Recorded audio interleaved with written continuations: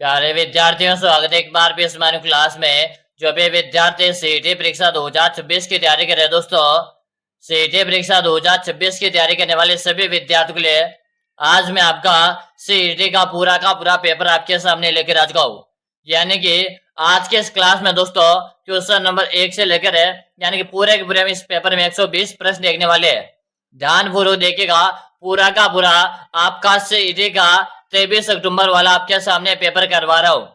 ठीक है, अगर आप सीईटी के अंदर 40% मार्क्स लेकर आना चाहते हो ना, तो आज आप इस पेपर को ध्यानपूर्वक अच्छी तरह से देख लीजिएगा और प्रत्येक प्रश्न को अपने कॉपी में नोट कर लीजिएगा, ताकि आप एग्जाम देने जाओ ना, उससे एक दिन पहले आप अपने कॉपी से रिवीजन कर सको। ठीक है, तो सबसे पहले मैं आप सभी को बता रहा हूँ, जो भी विद्यार्थी का सीईटी का एग्जाम देने जा रहे हैं वो विद्यार्थी सबसे पहले इस चैनल को सब्सक्राइब कीजिएगा। जैसे जैसे मेरे पास पेपर आएंगे ना, जैसे मैं आपको यूट्यूब चैनल के माध्यम से करवा दूंगा। ठीक है, तो पूरा का पूरा पेपर यहाँ पर देखने वाले हैं। और अगर आप सीईटी की तैयारी कर रहे हो तो आज के इस क्लास को ध्यानपूर्वक कंप्लीट देख लीजिएगा। ठीक है ना। चलो, तो यहाँ पर आपके पहला प्रश्न आ रहा है। पहला प्रश्न आ चुका है, राजस्थान में अकबर का किला कहाँ स्थित है? राजस्थान में अकबर का किला कहाँ पर स्थित है? जयपुर है, अजमेर है, नागौर है या आपके चित्तौड़गढ़ है? चलो आप सभी विद्यार्थी बताओ, राजस्थान में अकबर का किला कहाँ पर है? वेरी गुड, आप सभी का कमेंट आ चुका है। और यहाँ पर बता रहे हो अकबर का किला आपके अजमेर के अंतर्गत है, जिसे आपके मैगजीन का दुर्ग कहते हैं। क्या कहते हैं? जिसे आपके मैगजीन के दुर्ग के नाम से भी जानते हैं। ऑप्शन आप सभी का बी सही हो गया। चलो अगला प्रश्न देख लो, हर्षद माता का मंदिर कहाँ पर स्थित है? दोस्तों पहले बता रहा हूं, अगर आप सीईटी के अंतर्गत अपना सिलेक्शन लेना चाहते हो तो पूरा का पूरा आप पेपर है आपके सामने करवा रहा हूं। हर्षद माता का मंदिर है, आभा नेरी दोसा बता रहे हो। क्या बता रहे हो? आभा नेरी दोसा बता रहे हो। आपका बी ऑप्शन सभी का सही है। अगला प्रश्न आपके सामने, 84 खंभों की छतरी कहाँ पर स्थित है? 84 खंभों की छतरी कहाँ पर स्थित है? करौली, जैसलमेर, सिवाना या आपके बूंदी? अगर आपने क्लास को लाइक नहीं किया तो फटाफट से लाइक कर दो। क्या बता रहे हो? 84 खंभों की छतरी, ये आपने बूंदी में कहाँ पर है? 84 खंभों की जो छतरी है ये आपके बूंदी जिले के अंतर्गत है। जो भी विद्यार्थी यहाँ पर ऑप्शन डी बता रहे हैं ना, ऑप्शन नंबर है डी बताने वाले विद्यार्थियों का सही हो गया। अगला प्रश्न देख लो, अगला प्रश्न आपके सामने, मारवाड़ के शासकों में किसे मारवाड़ का प्रताप भी कहते हैं? जल्दी से बताओ, इस प्रश्न को आप स्टार लगा लीजिएगा, एग्जामिनर का फेवरेट है। बताओ भाई, क्या बता रहे हो? मारवाड़ के शासकों में किसे मारवाड़ का महाराणा प्रताप के नाम से जानते हैं? तो राव चंद्रसेन को जानते हैं। आपका ऑप्शन ए सभी का सही है। चलो अगला प्रश्न आपके सामने आ चुका है, राजस्थान स्थापना दिवस कब मनाया जाता है? राजस्थान स्थापना दिवस कब मनाया जाता है? 23 मार्च है, 30 मार्च है, 3 मार्च है या 31 मार्च है? जल्दी से बताओ, राजस्थान स्थापना दिवस कब मनाया जाता है? और आप सभी का यहाँ पर आंसर आ रहा है कि गुरुदेव है, राजस्थान का स्थापना दिवस है 30 मार्च को मनाते हैं। यानी कि ऑप्शन जो यहाँ पर भी बता रहे ना, सही है। अगला प्रश्न आपके सामने, रानी जी की बावड़ी राजस्थान में कहाँ पर स्थित है? रानी जी की बावड़ी राजस्थान में कहाँ पर स्थित है? बूंदी, बीकानेर है, जयपुर है या आपके जोधपुर है? जल्दी जल्दी से बताओ, रानी जी की बावड़ी राजस्थान में कहाँ पर स्थित है? क्या बता रहे हो? बूंदी। सबका आपका आंसर आ रहा है कि बूंदी को लिख दो। ठीक है, जो भी विद्यार्थी यहाँ पर बूंदी बता रहे ना, ऑप्शन नंबर ए बताने वाले का सही है। अगला प्रश्न देखिएगा, ऐतिहासिक स्थल जबालीपुर की आधुनिक पहचान है? यानी जबालीपुर किसका नाम है? जालोर है, जोधपुर है, सिरोही या आपके पाली? जल्दी जल्दी से बताओ, आपके जितने भी साथी सीईटी की तैयारी करें आप उन सब के साथ इस क्लास को शेयर अवश्य कर दीजिएगा। जबालीपुर के नाम से ये आपके जालोर को जानते हैं। कैसे जानते हैं? जबालीपुर के नाम से आपके जालोर को जानते हैं। आपका ऑप्शन ए सही है। अगला आप देखिएगा, भारत के कुल क्षेत्रफल का राजस्थान का क्षेत्रफल बताना है। यानी भारत का जो क्षेत्रफल है ना, उसका राजस्थान का क्षेत्रफल कितना प्रतिशत है? चलो बताओ, जल्दी जल्दी से बताओ, क्या बता रहे हो कि भारत का क्षेत्रफल का हमारे राजस्थान का क्षेत्रफल है 10.41% है। कितना? 10.41% है। आपका बी ऑप्शन सही है। चलो अगला प्रश्न आपके सामने। राजस्थान के पूर्व से पश्चिम तक की चौड़ाई कितनी है? अगर आप सीईटी एग्जाम को पहले बार में क्वालिफाई करना चाहते हो तो आज की इस क्लास को ध्यानपूर्वक देखिएगा। प्रत्येक प्रश्न एग्जाम की दृष्टि से वेरी वेरी वेरी इंपॉर्टेंट होने वाला है। पूर्व से पश्चिम, क्या बता रहे हो? पूर्व से पश्चिम की बात हो रही है और आप सबके कमेंट आ चुके हैं। 869 बता रहे हो। क्या बता रहे हो? 869 बता रहे हो, यानी कि आपका ऑप्शन जो आ रहा है ना, ऑप्शन नंबर है ए बताने वाले का सबका सही है। और 826 कहाँ की है? तो ये आपके हो जाएगा या उत्तर से दक्षिण। कहाँ पर है? उत्तर से दक्षिण है। ठीक है, चलेगा। अगला प्रश्न देख लो। भगत बंध के प्रतिपादक कौन थे? भगत बंध के प्रतिपादक कौन थे? मोतीलाल तेजावत है, गोविंद गिरी, रूपाल सिंह या विजय सिंह पथिक है? चलो बताओ, भगत बंध के प्रतिपादक कौन थे? आप सभी को कमेंट करना है। कमेंट करने में कोई भी साथी पीछे नहीं रहेगा। बिल्कुल शानदार है और आप सबके आंसर में देख पा रहा हूं। गोविंद गिरी बता रहे हो। क्या बता रहे हो? गोविंद गिरी बता रहे हो। आपका भी ऑप्शन सही है। अगला प्रश्न आपके सामने। स्वतंत्रता भावनी की रचना किसने की थी? स्वतंत्रता भावनी की रचना किसने की थी? सूर्यमल मिश्र ने, केसरी सिंह बारेट है, तेज कवि जैसलमेरी या आपके जोधराज है? जल्दी जल्दी से बताओ, स्वतंत्रता भावनी किसकी रचना है दोस्तों? जल्दी से बताओ, क्या बता रहे हो? केसरी सिंह बारेट बता रहे हो। क्या बता रहे हो? केसरी सिंह बारेट बता रहे हो। आपका बी ऑप्शन सही है। अगला प्रश्न देख लो। वागड़ की मीरा किसे कहते हैं? वागड़ की मीरा किसे कहते हैं? गौरीबाई, पन्नाधाई, राणाबाई या कर्मावती? जल्दी जल्दी से बताओ, वागड़ की मीरा किसे कहते हैं? गौरीबाई को कहते हैं। किसे कहते हैं? गौरीबाई को वागड़ की मीरा कहते हैं। ऑप्शन आपका इसे हो गया। चलो अगला प्रश्न देखिएगा। निम्नलिखित स्थानों में से किसे ताम्रवती नगरी के नाम से जाना जाता है? निम्नलिखित स्थानों में से किसे ताम्रवती नगरी के नाम से जाना जाता है? बताइएगा। गिलोंड है, बालाथल है, कालीबंगा या आपके यहाँ पर आपका हो जाएगा आहार। क्या हो जाएगा? यहाँ पर आप आहार लिख लीजिएगा सही। चलो तो आपका यहाँ पर डी ऑप्शन सभी का से हो जाएगा।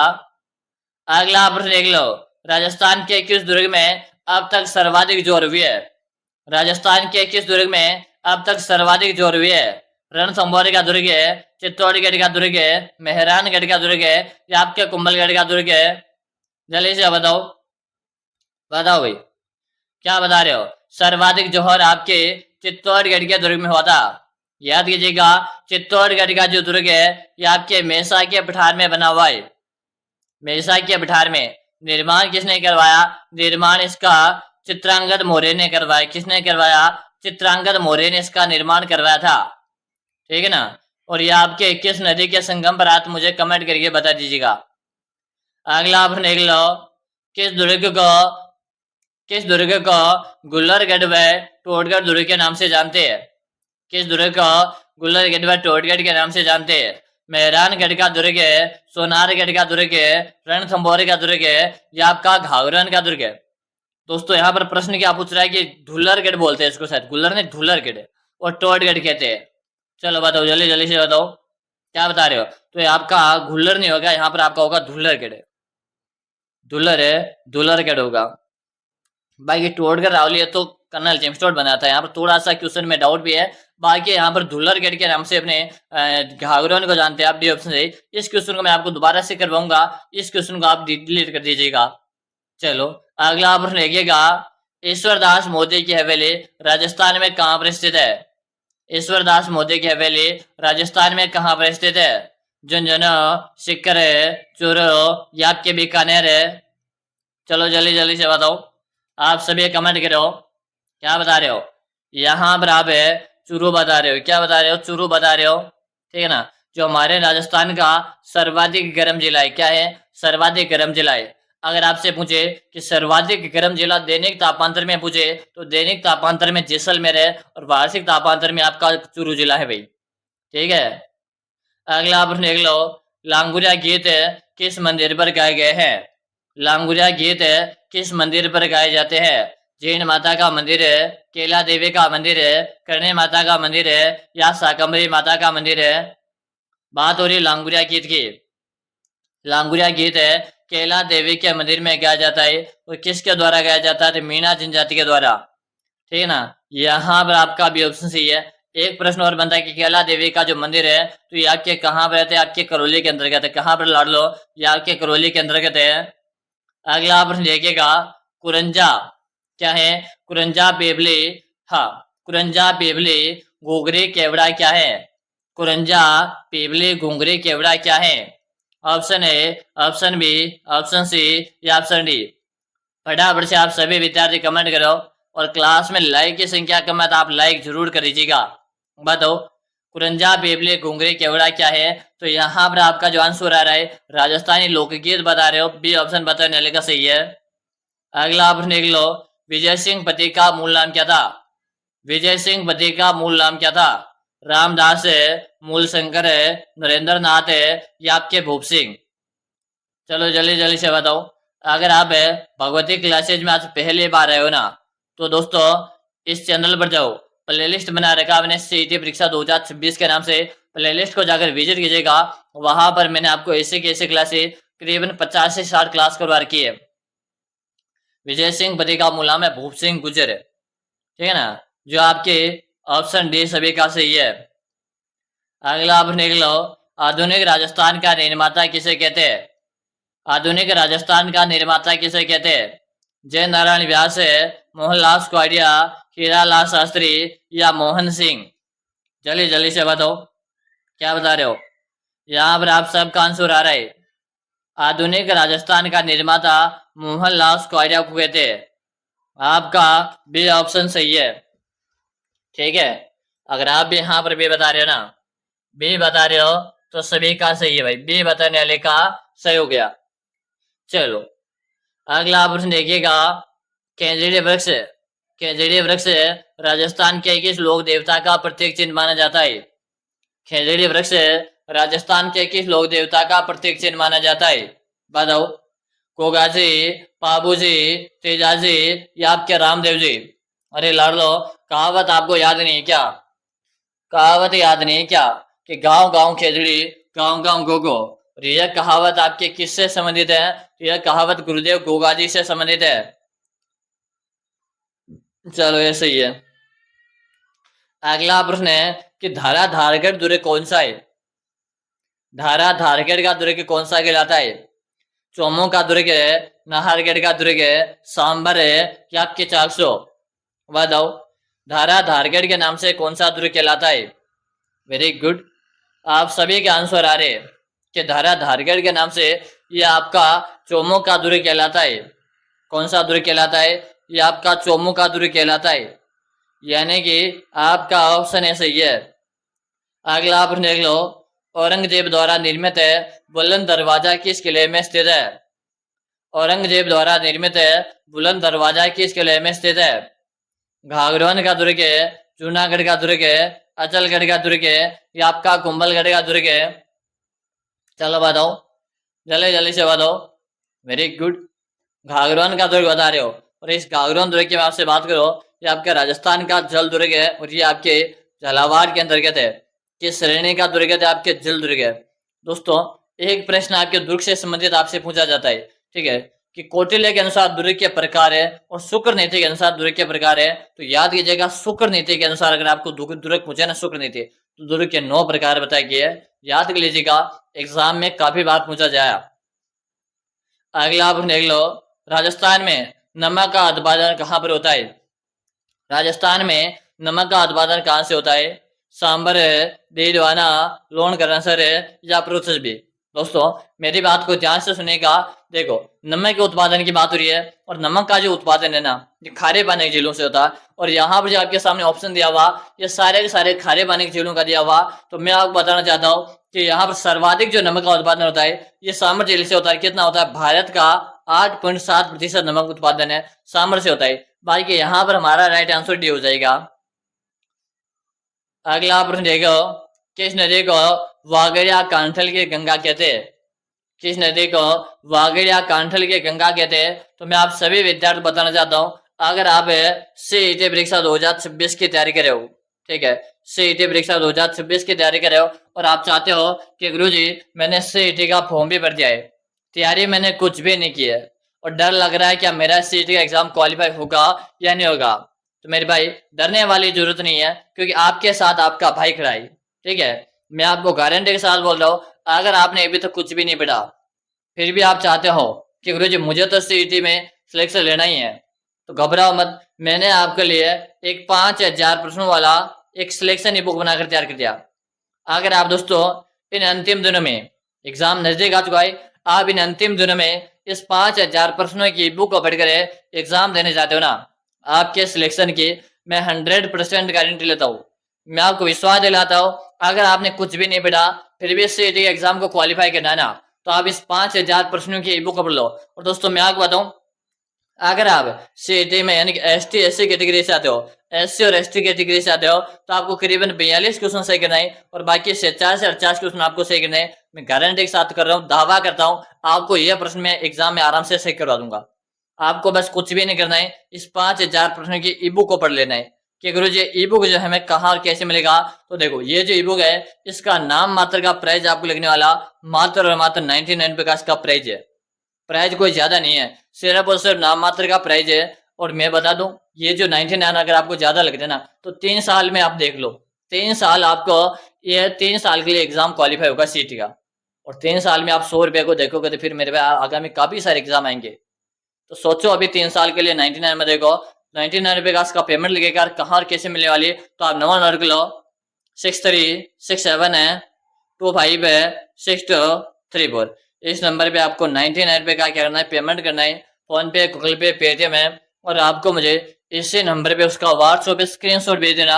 जैसे भेज दोगे ना, उसके 5 मिनट के अंदर अंदर 5000 प्रश्न वाला बुक भेज दूंगा। और गारंटी के साथ बोल रहा हूँ, अगर आप इसे पढ़ लेते हो तो आप भी अपना सिलेक्शन को एक फिक्स सीट कर लोगे भाई। ठीक है, हाँ, तो जल्दी से पेमेंट करो इस नंबर पर, इसी पे स्क्रीनशॉट भेज दो भाई।